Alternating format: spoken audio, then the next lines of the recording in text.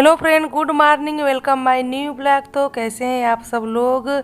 I hope आप सब लोग अच्छे होंगे, मस्त होंगे, भले चंगे होंगे। और अभी हमारी मायके की पूरी फैमिली और ससुराल से हम सारे सिस्टर लोग इकट्ठित हो गए यहाँ पे विश्वनाथ मंदिर दर्शन करने के लिए। तो इसका भी एक रीज़न है, बस इसके जस्ट बगल में भाई ने ज़मीन ले रखा है यानी कि प्लाट, और उसी का जो हुआ था पूजन।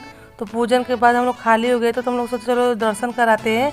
और यहाँ पे भाई और उनके फ्रेंड लोग जो कि खाने पीने में व्यस्त हैं। और ये हमारी छोटी सिस्टर की बेटी यानी कि मेरी परछाई, लोग ऐसा ही बोलते हैं कि सेम टू सेम मेरे जैसी ही दिखती है। तो आप लोग भी बताइएगा कि किसके तरह दिखती है। मुझे तो सच में मेरी परछाई दिखती है। तो मैं इसको लेकर चल रही हूँ मंदिर के अंदर। बाकी लोग बिजी हैं सेल्फी में।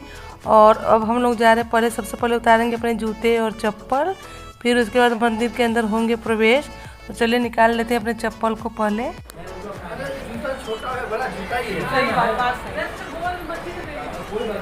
जूता पहन के चली आई तुम, काम बना दी मुर्शी का। हाँ, मुर्शी का काम बना दी। जूता पहन के आई हो? नहीं, जूता नहीं कोई पहन कर आया है। हमारे जो सारी फैमिली हम लोग से पहले ही मंदिर तक जा पहुंची थी। बस बचे थे तो हम 3 लोग और ये हमारे चाचा जी जो है वो। तो हम लोग इतने लोग ही बचे थे बाहर। और ये बुआ यानी हमारे फ्रेंड, मतलब भाई का जो फ्रेंड है उसकी मम्मी है, तो हम लोग इनको बुआ ही बुलाते हैं। तो ये भी बाहर थी, हम ही लोग का मतलब वेट कर रही थी। तो ये है नया विश्वनाथ मंदिर। तो हमारा जब भी दर्शन करने का मन करता है मैं विश्वनाथ मंदिर का, तो पुराने की जगह मैं यहाँ पर ही आना अच्छा समझती हूँ, क्योंकि वहाँ पे काफ़ी भीड़ होती है और वहाँ की लाइन जो काफ़ी लंबी होती है। बच्चों को लेकर वहाँ पे जाना मुझे सही नहीं लगता है, क्योंकि मुझे याद है मैं एक टाइम गई थी फर्स्ट टाइम पे। तो अभी मेरी लाइफ में जितने भी हमारे एज हुए, मैंने उस टाइम पे सिर्फ एक बार वहाँ पे गई, जो कि काफ़ी भीड़ थी। मेरा बाबू बहुत तेज़ वहाँ पे रो रहा था। तब से मैंने कान पकड़ लिया था कि जब तक हमारे बच्चे बड़े नहीं हो जाएंगे या फिर बच्चों को घर पे छोड़ के मैं अकेले ही जाऊंगी दर्शन करने के लिए, लेकिन बच्चों को लेकर मैं वहाँ पे नहीं जाऊंगी जब तक कि हमारे बच्चे बड़े ना हो जाए। तो यहाँ पे हम लोगों ने बारी बारी से कर लिया दर्शन। और उसके बाद यहाँ पे हमारे पापा जी जो हैं अपने पोती के साथ में व्यस्त हैं, और यहाँ पे हमारे बड़े पापा जी हैं। तो हम जब भी ब्लॉग बनाते हैं और मायके जाते हैं, अगर ये मिल जाते हैं तो इनके साथ ब्लॉग में थोड़ा सा मस्ती मजाक मैं ज़रूर करती हूँ और मेरे से काफ़ी खुश भी रहते हैं। और यहाँ पर देख के मैं अपने बाबू के साथ, यानी हमारी जो परछाई वाली गोली हुई है, मैंने इसके थोड़ा सा साथ में खेला यहाँ मंदिर में। और उसके बाद फिर हम लोग निकल गए बाहर, क्योंकि बाहर भी दर्शन करना था। क्योंकि ऐसा माना जाता है कि जब तक महादेव के बाद नंदी का दर्शन न कर लिया जाए अधूरा अधूरा माना जाएगा। तो यहाँ पर मैं आकृति के साथ ले रही थी सेल्फी, और ये वाले भैया इतना तेज़ से आके मेरे पास में बोले कि मैं तो डर गई। लेकिन मैं पीछे जब देखी तो मुझे पता चला कि वो तो इन लोग को गाइड कर रहे हैं, और मुझे ऐसा लगा कि वो मेरे से ही बात करने के लिए कुछ बोले हैं।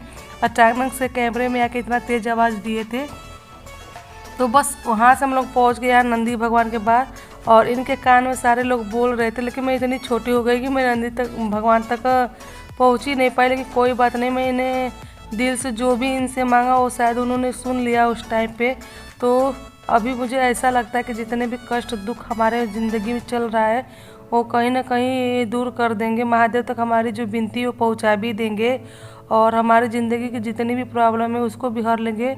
और अब मुझे ऐसा लगता है कि कहीं ना कहीं महादेव किसी मसीहा को भेज भी दिए हैं हमारे मदद के लिए, हमारे कष्ट को हरने के लिए। तो यहाँ पे छोटी वाली सिस्टर हमारे कान का ईयररिंग खुल गया था तो उसको बना रही थी, और मैंने मजाक मजाक में उसको बोल दिया कि कहीं निकाल ना ले। तो थोड़ा सा हंसने लगी, मजाक भी की और बोली कि मोबाइल में चेक कर लो। मैंने नहीं निकाला, तो बस मैं वही चेक कर रही थी। और फिर उसके बाद मैं निकल गई आकृति के पप्पा जी को ढूंढने के लिए। वो पता नहीं कहाँ चले गए। तो फिर मैंने देखा कि वो इधर उधर तो टहलते हुए यहाँ पे मिल के मुझे। और अभी हम लोग को काफ़ी लेट भी हो रहा था क्योंकि घर भी चलना है। और ये भाई का फ्रेंड जिसकी मम्मी को मैंने भी दिखाया था आप लोगों के साथ में, तो ये उसकी बुआ मम्मी, और उसके बाद हमारी भी मम्मी साथ में है, और ये है उसकी बुआ की लड़की। तो मतलब हमारी फैमिली के साथ इसकी भी सारी फैमिली वहाँ पे आई हुई थी भूमि पूजन में। तो वहाँ पे पूजन के बाद सारे लोग एक साथ ही आए थे यहाँ पर दर्शन करने के लिए।